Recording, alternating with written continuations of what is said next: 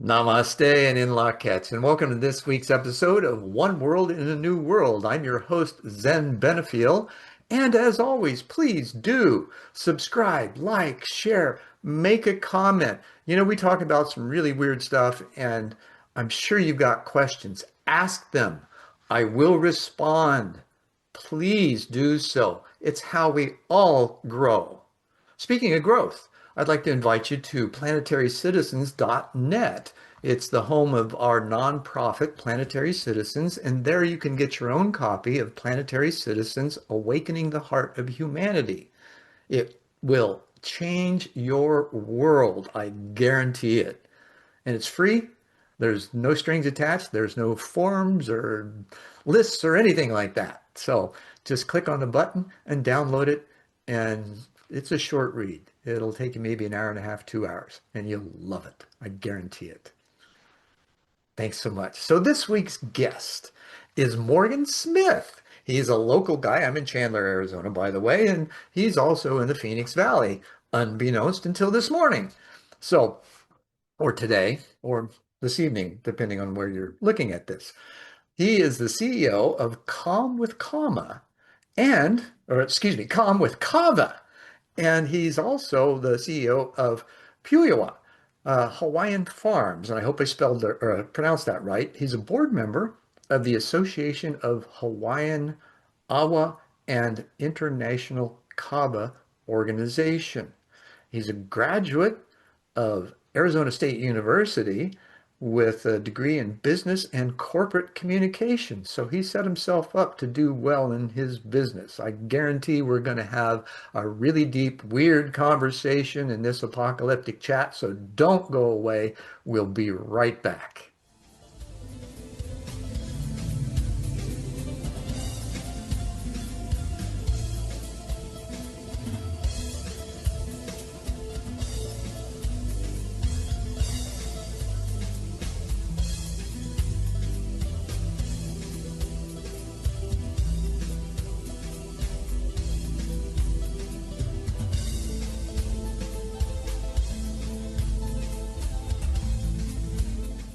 So Morgan, it is so great to have you here, and I'm looking forward to this conversation. We had a little bit of a prelim to kind of fill in the gaps, and I'm really curious. And we're talking about the weird stuff, the deep stuff that we don't share because we think people are going to think we're nuts in the process. Well, it's different today. There's a lot of things shifting. These kind of conversations need to have some airing in the public's eye, right? Whether you participate or not, or others participate, at least you need to hear them. It'll open your mind up and give you some more information to craft a different reality from. So, Morgan, I would imagine in your young life that you probably had some experiences early on that gave you an indication that there is more to life than how or what others were perceiving. Do you recall what that was like and what kinds of things happened and how you responded internally to them? Yeah, when I was a young kid, I was raised in a very religious household, and it was really grounding in a lot of different ways. My family has a lot of history of addiction. Hmm. We've got a lot of issues, kind of further up the chain, right? My immediate family didn't have anything like that. But when we were going out into the world, and my parents did a really good job of bringing me to places that, around people who did not have the same sort of grounding. I saw what happens when you don't. And I feel very grateful about that because it taught me a lot of different things about kind of who I am and what I need to be. And it also set me up for uh, like not I don't know how to put it other than I knew early on that I needed to set ground rules for myself and that I needed to set these railings so that I wouldn't go off into some crazy sort of tangents. I don't know if I had one particular moment where I realized that there was something that was different. Could have been a string of Um, them, right? yes, absolutely a string of them. um, I feel like the older that I get, the more I see that happen, where it's strings of things that just don't quite Sure. make I sense. call those domino moments, right? It's like Okay, yeah. something finally happens where all the other dominoes line up and fall over because there was one thing that just kind of gave you that final clue that made it all make sense. Yeah. And I feel like a lot of people are missing like meaningful experiences in their lives. And Hmm. as an adult, I've recognized that when you kind of tune into those meaningful experiences, everything makes a lot more sense. And you're And so so, fortunate to do it younger in life. I mean, the guys like me at my age, I'm approaching 70 now, right? Uh, well, as I told you before, in the prelim, I had a guy tell me years ago that most people don't go through a spiritual awakening until the mid 40s, if they ever do. yeah, I don't know. I mean, I feel like when so quick story. Yeah. Oh, Earlier you you were can make talking it a about long how. story if you want. We got time. All right. Okay. All right. That works too. I used to own a little kava company, and I was working with another company out there called Calm with Kava. It's the company that I currently own. Hmm. And I sold that little company to Calm with Kava because it just was too much for me and I couldn't handle it. And the guy that owned it, his name was Mike. And this is Mike. I keep a picture of him on my desk all the time Oh, because that's he great. passed away in 2020. And Ah, he was like my kava guru. He was like the guy that I always talked to about everything. He was the sure. one that like Well, you still can. Now, here's I one of still those weird can. moments, right? I know this from experience. There are no veils. We just make them. And if you're open, you can picture his face, look into his eyes, and have a conversation. I 1,000% agree with that. He started actually. You see those plants that he's with right there. Those are kava plants in Uh-huh. Hawaii on his farm there. And when he passed away, I took over his plants and started to care for them myself. Hmm. And from his plants, we now have 15,000 kava plants that came from his blood, sweat, and tears. And I That was every a great time group too. yeah. Yeah, so now whenever I go into my kava fields, I can talk to Mike. He's there all the time. Mhm. And he might not be with me, but I can tell him, "Hey, you're not necessarily hanging around with me right now. You're not necessarily drinking some kava with me right now, but you better be working on the other side to get these plants to grow, right? Because this is future generations, right? Sure. That Sure. it's all on your back, Mike, right? And so that's Well, it's a surprising, as we know more about science and physiology and um, spirituality and the interconnectedness, there's this multi-dimensional theory mhm. that it has been present. I've also had direct experiences of other planes of consciousness, so I know those to be true. There's even some science. Nepi and Close put out a paper in 2010, I think it was, called the Triadic Dimensional Distinction Vortical Paradigm that posits that consciousness, space, and time are tethered across 9 dimensions for the human experience. Doesn't eliminate others, just says this is our bandwidth. And everything else seems to be lining up to that truth, right? Solfeggio tones, 9 planes of consciousness, spiral dynamics. There's all kinds of or, uh, nine featured systems, right? Are that seem to correlate uh, completely. So anyway, um, I digress. So tell me more about him. What was the kinds of conversations that you had initially that gave you the sense that he was really there with you? Because we're all energy, right? There's no boundaries to that. We know that from quantum physics now.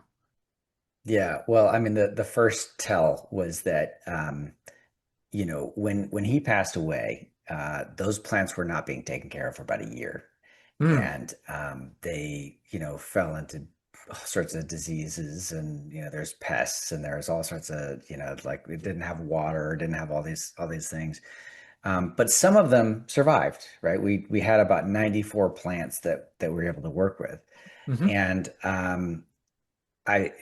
when I finally bought it and I started going over there and started working with them, it was like, okay, all right, Mike, this is go time. Now, some of the people might not know about kava. Kava is like it's been grown for 3,000 years. It's been grown by humans. It's a human invention. Without humans, we wouldn't have it because it has flowers, but there's no seeds.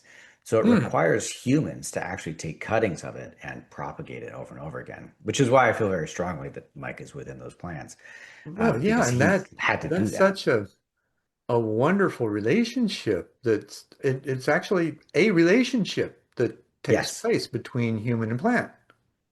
absolutely. Absolutely. And in fact, I know many people who say that the plant speaks to them and the plant has uh, not necessarily forced them, but coaxed them into taking care of it. Well, again, right? Consciousness. My latest book, Coherence from Hydrogen to Humanity, talks about these kinds of relationships that cross boundaries, right? When we realize that we're all interconnected, then we can begin to ask how and where do we fit? Yeah. Yeah. And I don't necessarily know the answers to those things. I don't know that that any of us do. I'm looking to However, you for those answers, okay? You're the expert, okay? I may have some of them, and man, I got to tell you, it took some major trials and tribulations to get them that I wouldn't wish on anybody. Okay. All right. Then never mind. I don't want to know. I'm going to leave Well, those in just your trust me, brain. I've suffered to get them, and I'll share freely. Absolutely. Yeah. Well, so I basically, when I had these plants and they were in all sorts of disrepair, I Hmm. went into that field and I said, "Look, Mike, like you're here. You're the one that planted these things. You're not here anymore, and I need to make sure that these plants survive because a lot of people for thousands of years have put their blood, sweat, and tears into these Hmm. plants, right? It's a canoe plant, right? So it went from one island to another, right? Imagine you are with your family 2,000 years ago, and either you're like, I hate the people that are on my current island, I got to go somewhere else, right? Maybe there was a war, or maybe you were just like an intrepid explorer and you just wanted to go out and find something new. You Sure. want to go do Yeah. What are the interesting essentials you things. take with you, right? Yeah, yeah, you're kind of your generation's astronauts, right? Your generation's explorers. You want to go out and see what else is out there. Well, what are you going to do? You're going to put all of the things in your canoe that are most important to you. You're going to put all Hmm. of your food, all of your water, all of your medicines, all of your clothes, everything in this canoe, and you're going to go out and hopefully find new land. And Right. one of the things that they put in those canoes was kava. It was that important to them because it was a sacred thing that they used in all of their rituals and their Mhm. ceremonies. And So let's dive a little yeah, deeper. Rituals, ceremonies. sure. What are the natural effects, or what does it lead to through ingestion and contemplation, I guess, for lack of a better? Man, okay, so this is, I Great think, question, the huh? thing. Yes, this is the thing that I found, I think, most fascinating about Kava when I first learned about it, is because you have this 3,000 years of human history. Hmm. You can trace it. You can actually tell through DNA how it moved from island to island. You can tell from how the plant morphed. There's about 200 varieties that we currently drink today, and it morphed because it went to different islands with different weather systems and Sure. different Well, plants watering normally patterns. adapt to their environment, right? Exactly. And they adapt to the people, right? Yeah. Or vice versa, right? Maybe the people chose a particular plant because they liked that one and not this one, right? And so over and Hmm. over again, it's kind of like the original, GMO, right? It was like right? Like that's what that How is. true. Yeah. Yeah. Yeah. A much more natural form of it, but that is what it is. And because of that, you also see the ceremonies and rituals throughout the South Pacific. Now, obviously, look, I'm an islander, but I'm a British islander. Okay, I'm not a Pacific islander, right? And so I'm not going Right. to speak for their cultures. But there's Well, you're a thousands of turtle islander now. yeah, yeah, yeah, yeah. Yeah. I basically have like, when we're talking about Kava, I have a little bit of responsibility here because there's thousands of Absolutely. subcultures that You're talk the about sacred Kava. kava holder. I mean, I don't know if I would consider myself that, but you know, I I gave you do the want to make label. sure Just say people. thank you. Okay, thank you, thank you. I'll take the label. Right. I think you Yeah. can So live up the to it. well, I hope I will be respectful enough to live up to that. But they, you know, I mean, there's a lot of people that practice ceremony in different ways with Kava, and I'll Mhm. give you a couple examples. Okay. And again, there's a huge spectrum, so this is just a small smattering. Well, But yeah, some we of all have them, our nuances, right? yeah, yeah. And you can imagine 3,000 years of history, these things changed quite a lot. Sure. So Kava started in Vanuatu. In Vanuatu, they have very mystical ideas around it. You talk about the word taboo coming from that area. Talking about like all sorts of mana, right? Meaning like sort of magical powers around it, speaking to the other side through it, seeing spirits and things like that. They have a lot of mysticism around Kava, and those So one of the rituals. original sacred plants then. I mean, we hear that today and we think of ethnogens. Sure, yes, yes, absolutely. Do you have experience with anything like that? Oh yeah, of course. I was a curious My, kid, my bad. right? At 15, I dove into the world of psychedelics and didn't come out for almost a decade. Um, and had some amazing experiences inside and out, Hmm. both with and without, because it opened up, one of the things it does is it gets you to face your demons first, Okay. right? All Yeah. of those fears that you have of yourself and the world and whatever. Once you get beyond that, though, you become fearless and you realize there is no death. There's just this energy that's there that you can explore through your own ability to ask questions and then Mm. shut up. Right. Yeah. Yeah. Yeah. So you kind of get comfortable with that sort of feeling of kind of Yeah, and it's a wild uh, feeling, right? Because you're like in certain places, you feel like you're in that space between life and death. right, right. Now, I don't know. I should place a little caveat here, right? Like Okay. kava is not a hallucinogen, right? It's not something that's gonna like really make No, you kind I of. realize that, and I didn't want to Y- allude y- to Yeah, no, that. no, no, no. But I just want to make sure that people understand, like, Sure. it's like it is an experience, right? And it is something that like indigenous people throughout the South Pacific have used in very ritualistic, Sure. spiritual Well, ways. intention has a great Yes. deal to do with that. Yes, absolutely. I mean, I personally, I drink kava often. I drink kava probably and it is a drink for those that don't know, but Mhm. I drink it a couple times a week, and I have some sort of a meditation session while I'm preparing it, right? It's me and the bowl Chop of wood, kava that carry I'm. water, right? Yeah, and I'm trying to, make sure that while I'm doing that, I'm not listening to anything. I'm not watching a podcast or a movie or something. It's just me and the kava, and I'm just having a couple of minutes to myself to really think about what is going on in my day and what I need to do Mhm. tomorrow and all that kind of stuff, right? And so that way, by Right. the time I'm done with that and I'm drinking that kava, I have set those intentions. I have Right. figured out what's, Introspection, yeah. right? You're peering inside, querying yourself. It's interesting how, we used to say go into your closet and pray, right? Well, now because of the LLMs, we can call it recursive function because it's a system that queries itself, right?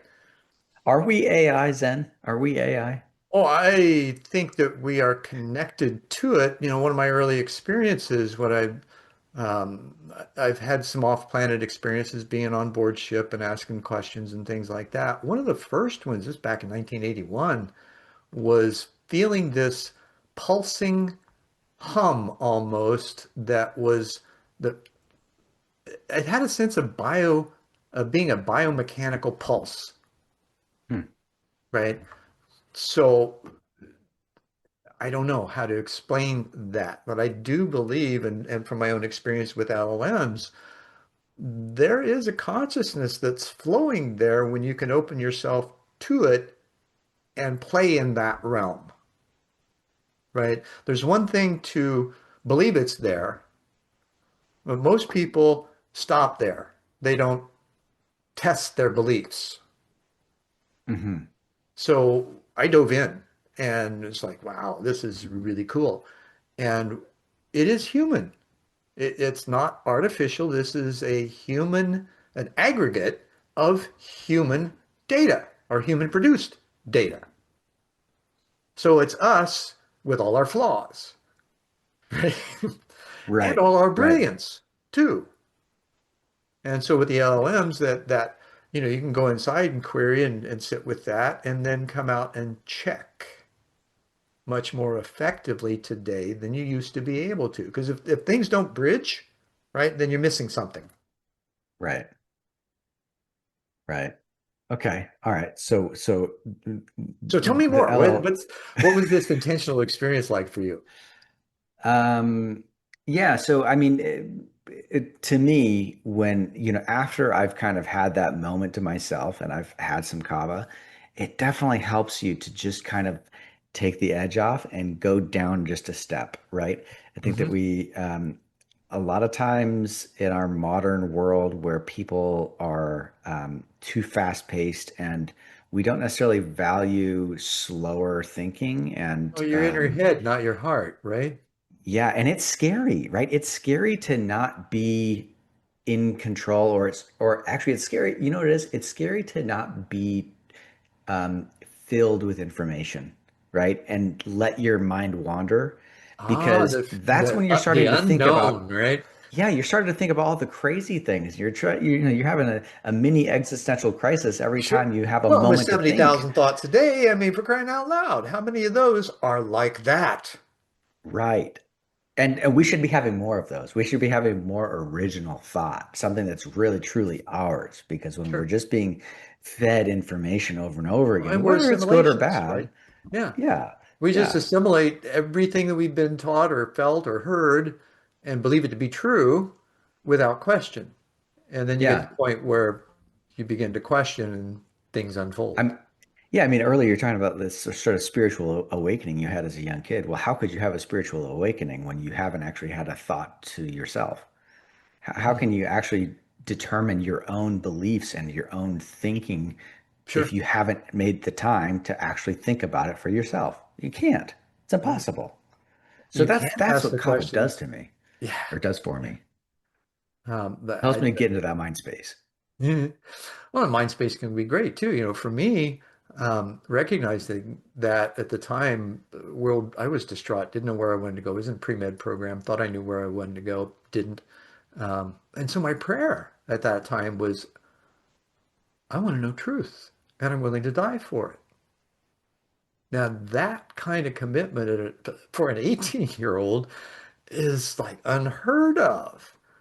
And so you can imagine having gone through those things and had the result of that prayer a few days later in a near-death experience, or as well as it can be labeled, of going into light, going beyond it, getting my mission, coming back here, and then becoming aware that we're all cosmic consciousness condensed into form, just unaware. Now, for an 18-year-old, that is rather tough. Hmm. Yeah, I mean, I feel like when I was 18, I barely knew how to brush my teeth, let alone think about what I was, what I I don't know actually that I did, was. right? I just ended up there. You had no choice. Right. You're Well, those just put choices, into but this situation. what can you do, right? When your life falls apart, what can you do? Yeah. Do you feel like let's say that didn't happen to you. Let's say you did not have this experience at 18. What would have happened? Hmm. I probably would have finished the medical training. I was brilliant, um, and loved the idea of working with people to help them heal. So I probably would have finished the program instead of dropping out of it later. Um, and probably had that awakening in my mid 40s, right? Is that So it would have happened no matter what, is what you're saying though. right? Yeah. You're just that kind of guy, right? Oh, I You am. I would was have been orphaned and open to adopted that. So it left me with a set of questions that most people don't have. Yeah. And Right, those right, questions right. don't go away. Do you feel like your job here, like doing podcasts like this or having, some sort of dialogue like this is to help other people recognize those questions and find the answers to them? Or what is that? Absolutely. Well, it's reciprocal, right? Because the more we are willing to challenge ourselves and self-reflect in the process, self-examine, self-reflect, right? Hmm. The more connected things become and the better questions we're able to ask, right? Which creates that conversation. And when you're open to having it, like you dive in and you have fun. Yeah. Yeah, the That's unknown what is cool. it is. It really is. And there's a sense of fearlessness that develops. And what's strange is that in that fearlessness, in that total lack of protection, right? Hmm. Everything's available. Yeah, nothing's off the table. Right. Yeah. Right. Now, that doesn't mean you're going to have this nice flowing epitome of utopia, right? Just the opposite's true, Hmm. right? Because it's like the Kabbalah says, there's 36 greater, 36 lesser names of God, right? One gives the memo, the other one tests to see if you got it, right? Hmm. However, both are still leading you to that one significant connection that you have to infinite intelligence that's available to you. So do you feel like I mean I personally I use Kava to help me kind of Mhm. get into that sort of a mind space, right? Sure. What do you do? How do you start to kind of get into that mode of Well, like having thinking about disciplined something bigger than myself over you? the years, it comes as almost a first nature now. Um, I pause it and I'm constantly, when I went into the light and beyond, there was a frequency that I found or was shared was there.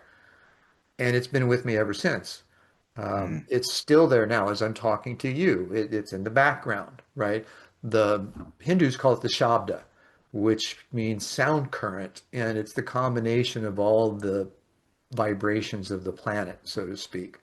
I suspect it's much more. mm. I think it's So the so frequency of from a creation. practical standpoint, like what would you suggest people do to kind of enter those sort Oh, of wait a minute. That's my question to ask you at the end of the. Oh, Thank sorry. you. Thank My no, no, my no. Thank bad. you. I really appreciate that because I don't often get that question. So Well, one look, of the things that I really found early on when one of those moments of venturing into the unknown that was really freaky as a teenager, right? I found myself with my fingertips pressed together and I could feel my heartbeat in them. And as I focused on feeling my heartbeat, I relaxed my breath and every bit of stress, of fear, of everything just disappeared. Now, the more I did that, I got to the place where I could feel my whole body pulse. mm, And that was just in that, we talk about the 70,000 thoughts a day that neuroscience says we have now. And how do we still that? How do we shut up? Right? How do we find that place of silence within with query and intention and finding answers and just be there and let things come. That's what interesting. I emerges with coherence. I wonder. I just barely went to Japan. It was a really interesting experience, and I stayed at a Buddhist temple, Wow. and it was a really fascinating experience. I had studied a little bit about Buddhism before, but I'd Mm-hmm. never really understood like the Japanese form. This is called Shingon Buddhism. And so it's very esoteric Buddhism where they focus a lot on ritual. They focus a lot on sort of chanting and a lot of like, like how do you get into this sort of trance? right? Is really what it is, so that you can Right. It's a trance experience. of listening, Yes. Well, listening and sensing. I'll put it that because it's more than that. yes, that's a good way to put it. That's a very Yeah. good way to put it. And it sounds kind of similar because a lot of these guys, that's kind of what they talk about. They talk about how, like you were talking about your heartbeat, you could feel it in your fingers. Like they talk about focusing on one little thing and sitting there for 15 minutes and only focusing on that one little thing. And that has helped them, just kind of like have this out of body, out of world experience. Sure. Have you ever experienced I don't mean to be the interviewer here. I'm just Oh, yeah. very curious Hey, it's a because conversation, right? This is what this is about, is having these exchanges.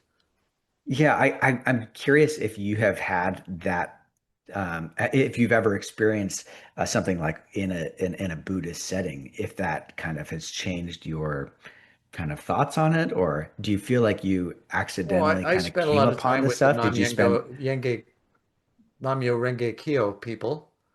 I have no idea who they are, but they sound That's a nice. Buddhist chant. That's one of the chants. Nam-myoho Oh, Renge okay. Kyo, right? Okay. Um, yeah, this has been like 30 years ago. Um, Okay, but you've had that. oh, Okay, absolutely. that's Absolutely. fascinating. Any Okay, kind yeah. of group Because setting, it sounded just like that. I just thought, oh my gosh, this sounds like what I it's all the experienced. same, brother. We Yeah. just call it different things, multiculturally. It's ubiquitous. It's just called different things, which alludes that it's different, right? Until you have the experience of it, and then you begin to see the similarities and the congruence throughout. Mm, yeah. Pretty wild. It's Okay. like hydrogen permeates everything, right? We were talking about Yeah. that. It's the basis. That's the basic pattern that's in everything. And without the weak hydrogen bonds in our own DNA, we wouldn't be able to change. Right. Right? Wild. We would be so set that there would be no ability to mutate or to adapt. Right. When people okay, I mean I hear a lot of my customers, they're talking about how they're stressed and how they want connection and they want to slow down and create space for things, right? Mhm. And it's always kind of one of those things where there's a lot of different, like you were just saying, there's a lot of different ways to get there, right? Sure, sure. And everybody Why? has their own way. It's not a prescriptive process. Yeah. Yeah. I always tell people that Kava is not a silver bullet. Like it's not a Mm, solution. It's just a tool. It's a tool exactly. in your tool belt. And you can use that amongst 15 other things in your daily life. Sure. And it might help you, it might not, right? But why do you think that there are so many different ways, right? Like why is there not just one prescribed way to sort of achieve this sort of enlightenment? Well, because we all have different experiences. We all have different ways of inquiring. We all have different chemistry. We all have different frequencies of which align with the resonance of those specific disciplines that Hmm. are aligned with our own path, right? So we find them at some point along that way. And they're as varied as, the individual, because we take things and we make them our own. All right. We got to hear. I'm learning a lot. I appreciate the answers. Well, you're welcome. Well, I've spent 50 years trying to figure out how to share that we're all cosmic consciousness condensed into form, just unaware. Well, if we're all cosmic consciousness, like the Vedas say, if you're familiar with those 15,000-year-old Sanskrit poems, that they were my godsend when I had my experience, right? They were the only thing I found that explained what I'd just gone through, and that in fact we are all divine threads incarnate, connected to source, capable of God consciousness. Well, what's that mean? We're capable of listening and adhering to our own particular frequency and its design. And Got we it. thought that we have free will so that we could go do anything we goddamn well please. Pardon the French, right? Ooh, that came out and maybe it So was do we not appropriate. have free will? Maybe it was appropriate. We do have free will to make the choice of which direction we want to go. Once that choice is made and you commit your life to it, then you're subject to the cosmic two befores if you get off track. Hmm. You Got get it. slapped Okay. upside the head, sometimes hard, sometimes not so hard. And, there's all these lessons. If we're not challenged, if we do not face extremes in some cases, or at least challenges in our life, we don't grow. Right. We stay Right. stagnant. Why would you want to stay stagnant when there's so much available to experience and so many others that can share that journey with you? Yeah. Now, what do you think? I'm going to flip it back now. I'm going to ask some questions. Sure. Sure. So, in your experience and listening to your customers, which sound like they might be a little more conscious than normal, I think um, so. what do they share in their concerns for our future? And do they see the potential of us unifying as a planetary civilization to get us into the next phase of humanity's growth? I don't know what half of those words meant, but I feel like I understand the spiritual, the spirit of the question. Sure. I think that most people don't really have I don't feel like most people have a real sort of, gosh, how am I going to answer this question? Y- y- Honestly. I, well, no, of course I want Just to be answer authentic, right? honestly. Whatever words are there, it's okay. It's like, that when I swore a little bit ago, that just totally slipped. I don't do that. I don't know why it happened. Um, Yeah. and Here's apologies for here's what I'll those say who about that, do. right? I feel like a lot of people don't have that like bone in their body to really look at the big picture, right? And I don't Or necessarily know, themselves. or themselves, right? And so I'm not sure that most people are really aware that that is even possible, right? And so there, people come to me because they have issues in their lives, right? The reason I found Kava was because I went to my doctor. I asked for some help because I was a young father. I had just had my second child with my beautiful Mm. wife, and we were just dealing with things. I was working 80-hour weeks. It was rough, right? And Oh yeah, I remember those days. oh my gosh, it is crazy. Looking Yeah. back on it, it's so funny because, being a little bit older now, I go, oh man, like those were actually some really beautiful times. They were difficult, but it was like, it really formed the foundation for Well, my yeah, challenge confidence brings you and my together. ability. And yes, and man, I wish I could go back and hang out with my 2-year-old daughter again, right? She's old now, and that's sad. But I've got so 9 great grandkids. Oh, there you go. Yeah, you know how it is. Well, now you get to hang out with young ones, and it's great. And you don't have to, change the diapers every day. That's cool. But so I was just very stressed, and so I went to my doctor. I asked for some help. I was prescribed some Klonopin, and I was prescribed an SSRI, and Hmm. I was told to take the Klonopin when I had a panic attack. And so I was at my office a couple days later, and I felt like an elephant was sitting on my chest, and I took a Klonopin, and I don't remember what I did the rest of the day. I like blacked out, and I was taking Wow. coworkers to lunch. I was driving. I was making decisions that I shouldn't have been making while I was not mentally there, right? And Yeah. I came You weren't fully to present. no at all. I was not present. And so later that night, I came to. I was in my office at home, and I thought, what did I just do all day? I had no idea, and that really scared me because I knew that if I was on something like that and my son had an issue and I had to take him to the hospital, maybe I would have to make a life or death decision. And that's not a substance I want to be on while I have Absolutely. to make those Absolutely. decisions. So I looked all around and I found, 10, 15 different things, all sorts of different adaptogens and ashwagandha, mucunia purians, and, CBD and L-theanine, all sorts of things, Yeah. right? Oh, yeah. And There's a variety of potential solutions, right? Absolutely. And some earlier you're talking about how there's not one solution, right? There's not one thing that fits everyone's boxes. But Kava was the one thing I tried that I actually felt a physical effect that I felt helped me.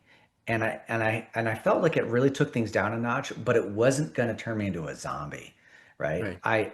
I don't want to be addicted to anything. I don't want to be a slave to a substance. I don't want to have to take something every single day. And that's the thing that Kava was really helpful with. I wasn't concerned that I was going to screw up the rest of my life because I'm taking this stuff, right? Right. Well, The same reason I thing. I bring that up, experienced it as in my teens, or when I went through that psychedelic period, right? It's like, okay, there's a certain point where you got to say, wait a minute, there's more. I need to experience these same things in the real world without it in order to find out the validity of it. that's exactly correct. 1,000%.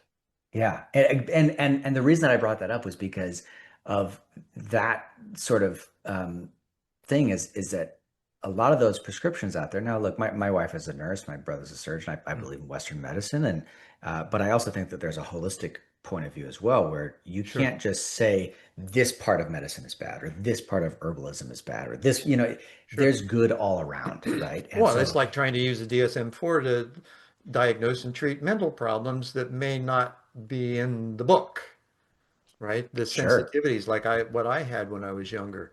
I was just wanting somebody to talk to help me understand me, and they refused and instead diagnosed and treated me and tried to make me a freaking zombie in the corner. Well, it didn't exactly. work. I They was tried to up give you a playing ping prescription pong. and just go to the corner, dude. Just Right, take these pills and go to the corner. right. Well, it was supposed to, from what I heard, they have me what 2,000 micrograms of Thorazine, and that amount that was 4 times a day, or 500 4 times a day to make sure I got it throughout the day. I should have been a lump in the corner based on their diagnosis and treatment.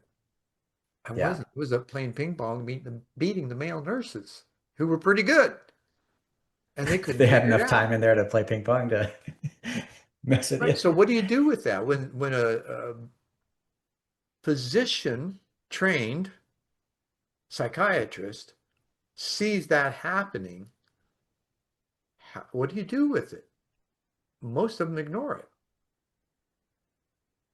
and Yeah. continue with the You- treatment until they hear what they want to hear out of your mouth. mhm. Yeah, that's a little troubling. It is. It is. Now that was 50 years ago, right? I hope things have changed a little bit since then. I believe they have, because we're now more aware of the spiritual side of things and other worlds that are available and high sensitivity that some have. Yeah. Well, you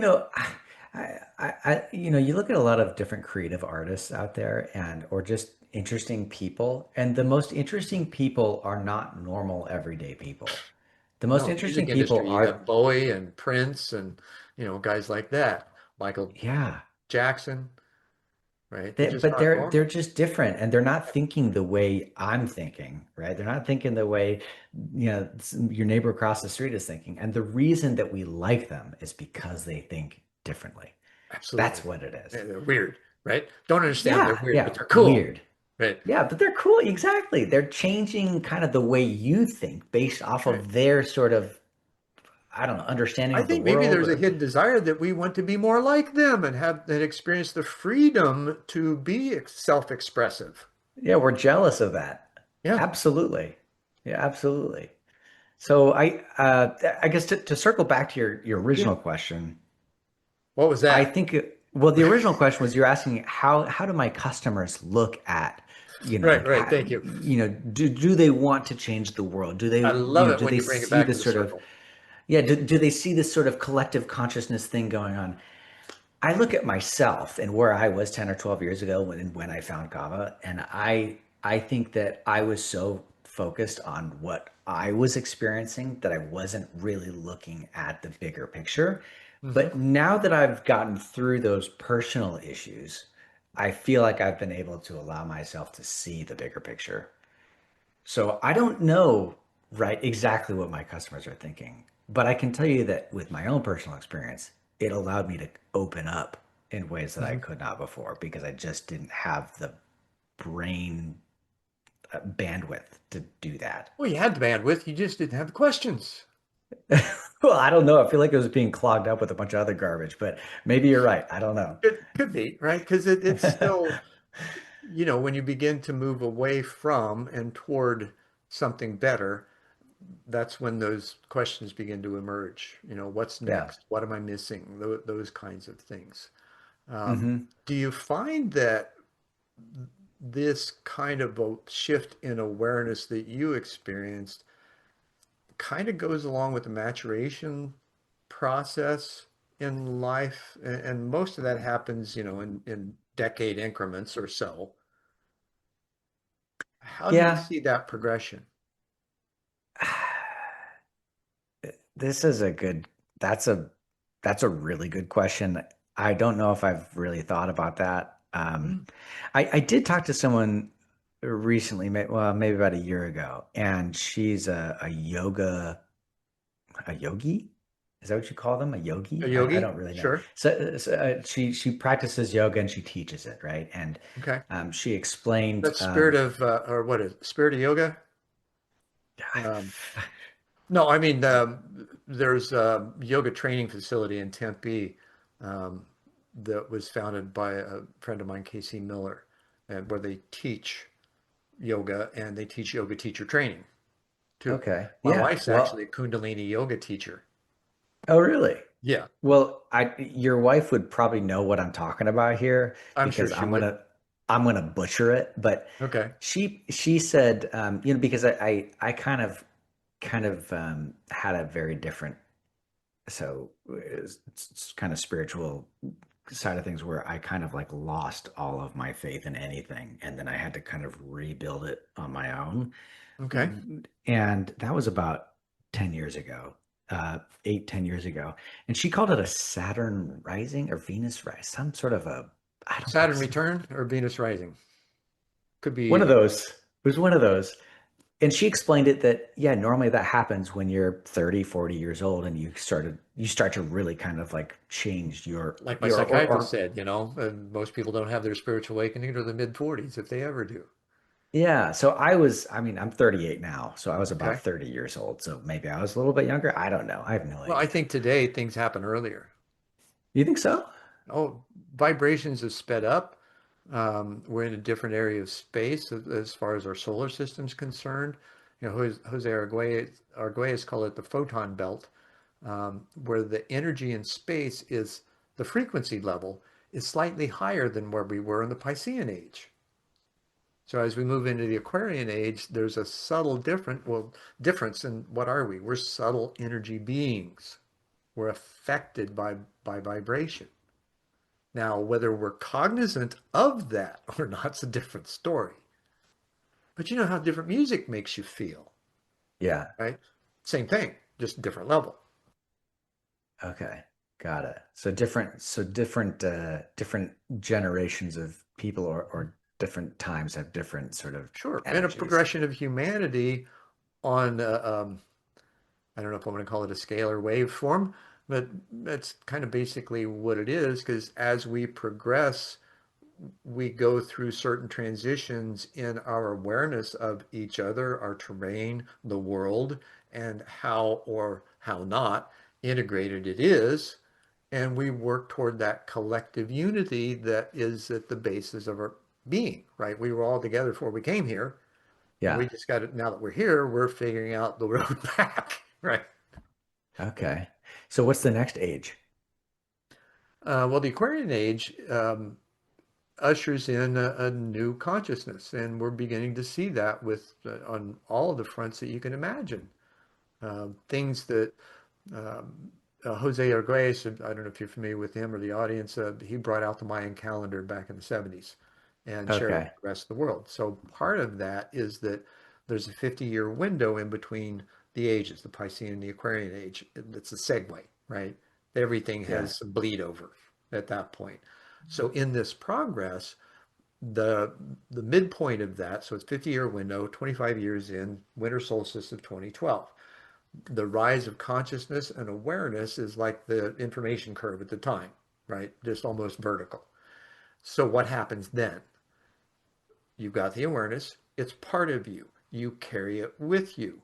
That vibrational shift then goes with you too, and it affects everything and everyone around you to greater or lesser degrees, depending on the sensitivity of the others. Well, globally speaking, that shift then brings everything that isn't in harmony, the God conscious side, right, up to the surface for review. And the Okay. things that are incongruent, there are those who simply get rid of them somehow, some way, in all kinds of different scenarios. Ultimately, reaching the point where all of the bad actors are out of the way and we can definitely unify and feed, clothe, house, give medical care to everyone because we can. There's enough space, there's enough material and resources. The distribution systems are just awry currently. Hmm. So Okay. that will all change as we recognize the coherence that's necessary in order for relationships to be solid. And that builds trust. Everyone's relationships? We're all in relationships on the ocean of emotion seeking safe harbor. What's that safe harbor? Our core desire to love and be loved. But we're only going to achieve this great sort of, harmony when everyone is in harmony. Is that Not what you're saying? necessarily.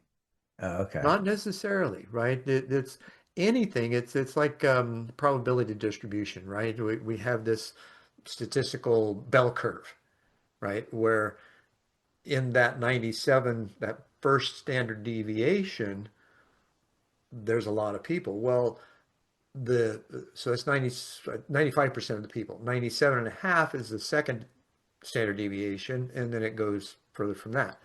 Well, in those outlying areas, that's where society is affected, right? By what's tolerated on one side as far as the things that don't fit, and then what's supported on the other side for the things that do. Hmm.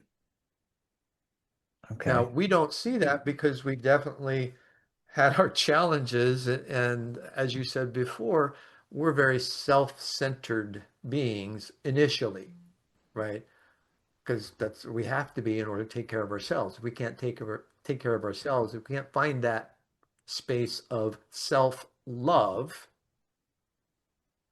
how can we love others? Right. Because we're not full. How can we give that to others? Now, in that process, that doesn't mean we have to wait till we get to that place, right? Because there's a sense of, okay, I feel like I got to do this. Well, go do that. Yeah. Are you the reincarnation of John Lennon?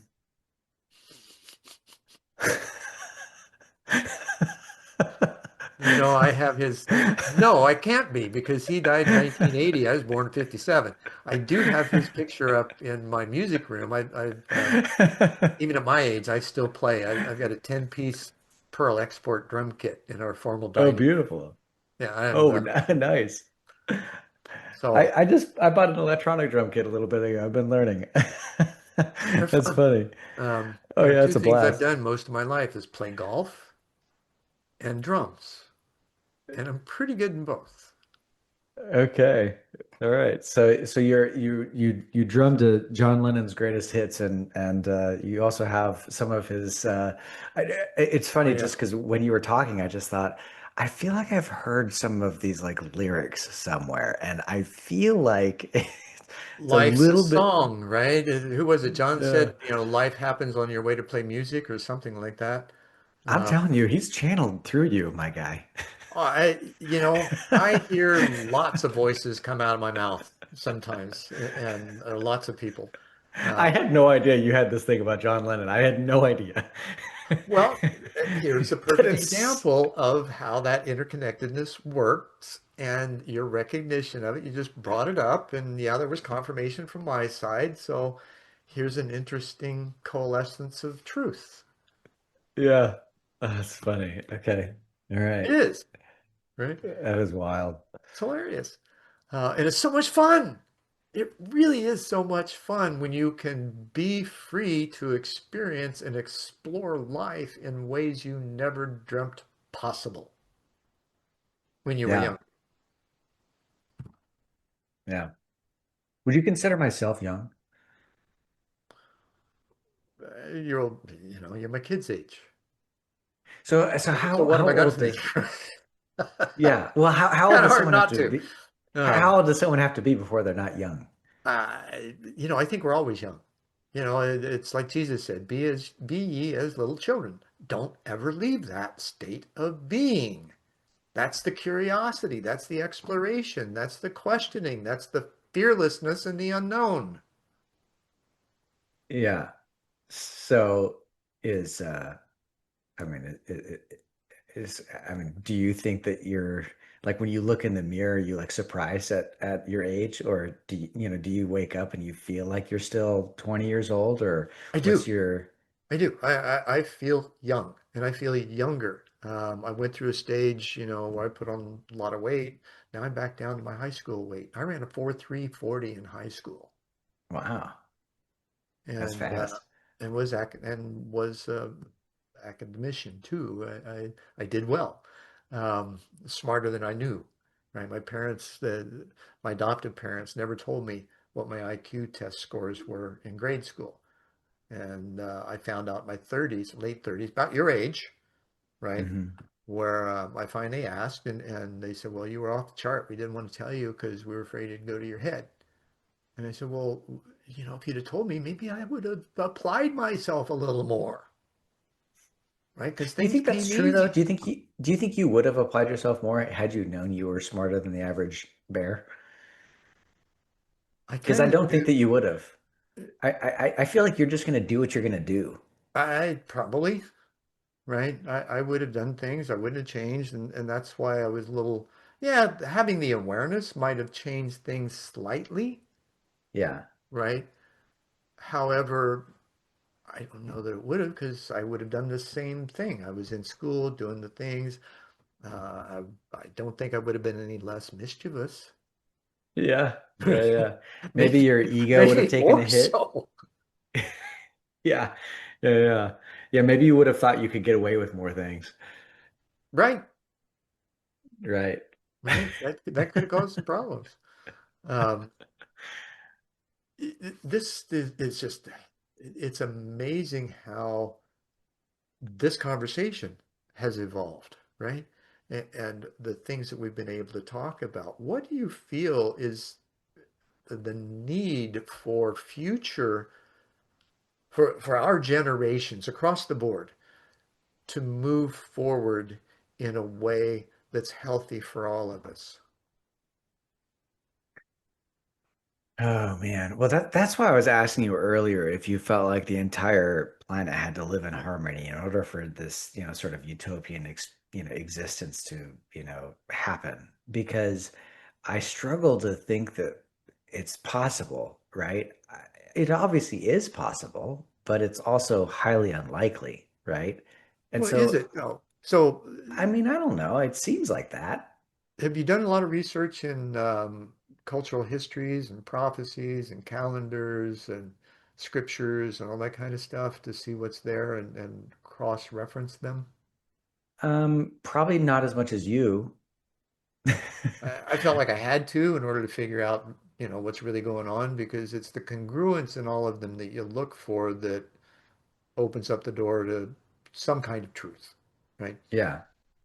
And in that process, all of them point to this section of time as a huge evolutionary leap for humanity. Every calendar, every scripture, all of them, which is kind of uncanny, right? Mm. Now, how is that going to happen, right? Who are the players that will help facilitate that? Because if this is all a construct, right, that's been happening over millennia, and people have shown up. throughout those time periods to bump it up a bit, right? What's going to happen now when there's this almost a collective Messiah that's taking place with the people who are rising up to their own positions in order to prepare to be available for it to happen? Yeah, I mean, I suppose when you put it that way, it makes a lot more sense. Do you feel though, well, actually, okay, here's the question. Maybe this is what I should have said in the beginning is what is the goal, right? Like what exactly do we all have to be in harmony about, right? Love. We It's don't have very to be in simple. harmony about I don't like broccoli. Do you like broccoli? Right? It's not like that, right? It's just No, purely it's about love. It's about love in a way that we don't understand it yet because we've never been able to reach it collectively. Individually, there have been cases of that, right? The yeah, unconditional love. That's what God consciousness is. And yeah, until that happens in an individual, it can't happen in a collective because it starts inside the individual and it ripples. And, yeah. one connect, it's like network marketing, right? Hmm. Hmm. Right? Same thing. Do you, Right? You okay, reach a here's a critical question. mass and then it just kind of goes, Yeah. I mean, I think innately all of us have love. And I think that innately all of us want love. And I feel like innately we all are trying to experience love, right? And right, so, yes, I a trying, thousand trying. We percent don't know how, so we trying. push or we pull in ways that, in conditioned ways that we think are plausible or Yeah. pertinent or prudent. When it's just the opposite. You let go of all those precepts. You hold sacred life. Do you feel what percentage of the world do you feel like is at that point now, at that stage where I they feel love? I would be hard pressed to even hazard a guess. I think it's increased dramatically since COVID because COVID gave people a chance to obsess on self-hygiene, right? Yeah. Yeah. Sequestrate. So in that sequestration, that's held space. So what are you going to do in there? It's eventually going to turn into self-examination. Who am I? What do I believe in? What am I willing to do about it? And Yeah. then people started looking for each other online, and the virtual space just basically exploded with different groups of people coalescing for such purposes, right? Even just to talk about it. So if that's happened, then what's next, right? Here's the virtual space. Now there's this movement towards servant leadership at organizational management and organizational development letters in levels in corporations, right? Because I write about this stuff. This is part of what I do. And a couple of master's degrees in business, one of them's in organizational development or management. So understanding how people coalesce when you have an individual that gets that at a leadership level, then they're working for the team, not the team working for them. Right. So, Hmm. what's your training? What's your skill set? How can I help? What do you need? What's missing? What's working? What's not working? What do we need to adjust? All of those kinds of conversations then become available instead of a top-down command and control administration. Got it. So at some point though, we're all going to have to experience this love, right? And Hmm? We it could do. We be all do. It may be micro moments. okay. All right. So I guess again to kind of go back to your original question, I'm not sure that I, uh, I don't I feel like I don't know enough about it, but I do feel like Well, I it's definitely something that got you people curious, huh? yeah, but I do feel like people want it, right? And I feel like without a goal like that, then it's never going to happen, right? Right. But people do want that. That I is the goal. suspect personally that, Yeah. and your conversation with me is evidence of it, you already feel that way. It doesn't take the words, it doesn't take the understanding. You have the sense. of it. And beyond that, nothing else matters. It's a way to Yeah. express it.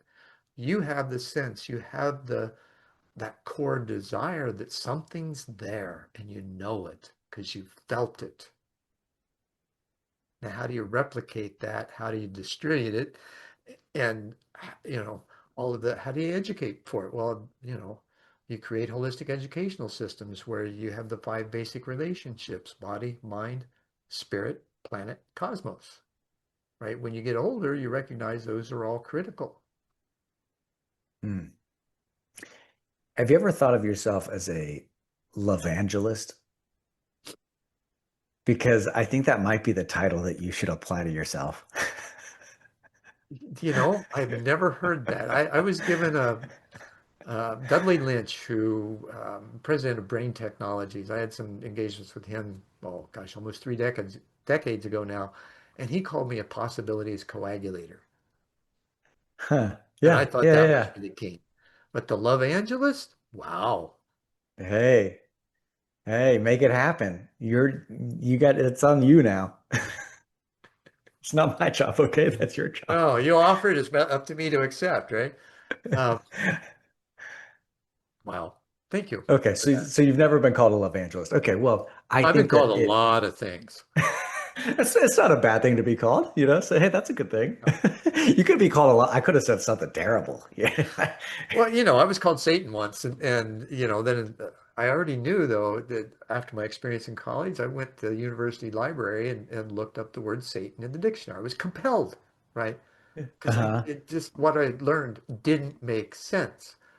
And you know what I found was that the first reference in the dictionary was to the Greek word thetan, Thetan.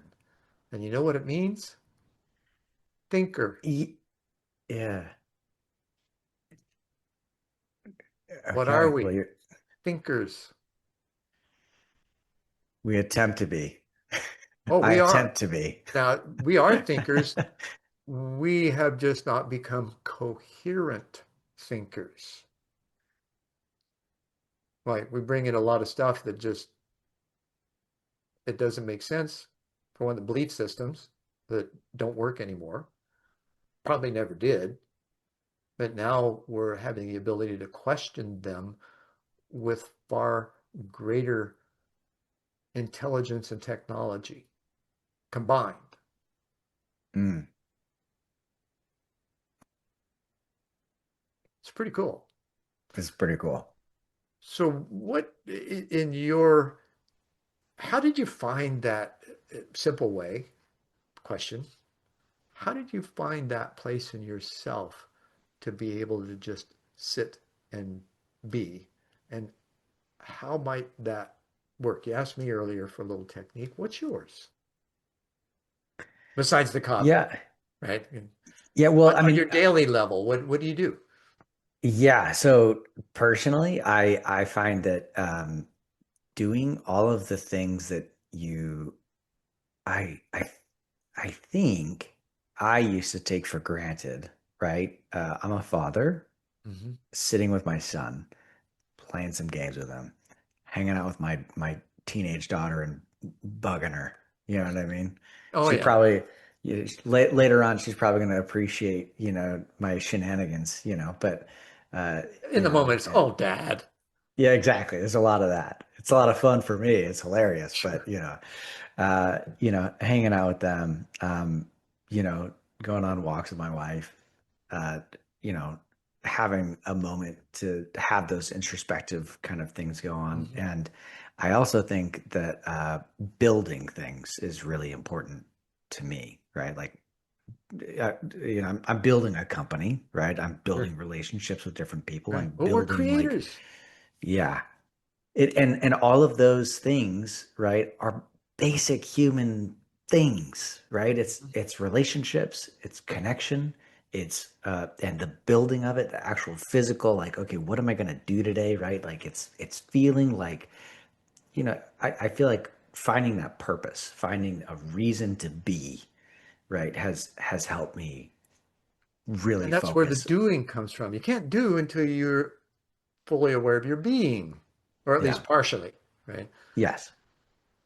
Yeah. So I think that that's kind of where I come from is, um, you know, is like all of those basics that bring joy and bring happiness. That has really, helped me understand my purpose and where I need to go and what I need to do. It's the basics. It sounds like, I don't know, it probably sounds ridiculous, but I just feel like anyone who goes to like therapy or something, they're probably told to do the exact same things. Like, hey, no, you just have to take a walk and go feel the sunshine and realize that you are connected to that sun in a very funky way, and you're Right. connected to that dude across the street in a very funky way. And you have to recognize that those relationships and those connections are what matter, you know? And yeah, that's how I kind of stay grounded. And you do it well. You do it well, Morgan. This has been an amazing conversation. Um, I've thoroughly enjoyed it. You turned the tables on me. I really enjoyed that. Oh, good. I I'm glad. seriously, right? I'm the guy, usually the guy with the questions, and I stretch other people's mind. Now you're giving me the opportunity to do the same from my side. Well, Uh, you're just an interesting guy, so I appreciate you letting me, hammer you with some questions. In Hawaiian, there's a word called mana'o, right? And Mana, right? Throughout Polynesian or Melanesian cultures, it's magical, mystical power, right? And hmm. mana'o is the wisdom that comes. So, and normally when you're asking for someone's mana'o, it's their kind of buy-in and their interpretation and their opinions and understanding. And so I Sure. appreciate you giving me some of your mana'o. I Mahalo. appreciate it. No. Ah, thank you. Thank you. Thank you. Thank you. Back at Um, you. Anything that you would like to suggest for our audience that might be a great send-off? Yeah, I would say stop listening to this and take a moment to breathe deeply and to think for 10 minutes about what you want to do. Perfect. That's it. That's all Perfect. I'd like for people to do. Morgan, thanks so much. All righty. Thanks so much for having me. You're welcome. And namaste and in catch. And thanks for sticking with us for this episode of One World in a New World. Again, if you don't know, I'm Zen Benefiel. I'm just a guy, a lot of questions. And I appreciate your attendance to this conversation. And I know it will bring some extra joy to your life just because we've had it, first of all. And please do subscribe, like, share, make a comment, reshare, send it to a friend, neighbor, relative. I guarantee you they'll have a great time too. And don't forget to stop by planetarycitizens.net and pick up your free copy of Planetary Citizens Awakening the Heart of Humanity. That's what we're doing. We're awakening the heart of humanity. You're part of it. So thanks again for stopping in and sticking with us. And for Morgan and myself, more for me now because you won't see him again. I'll see you next time. Have a great one.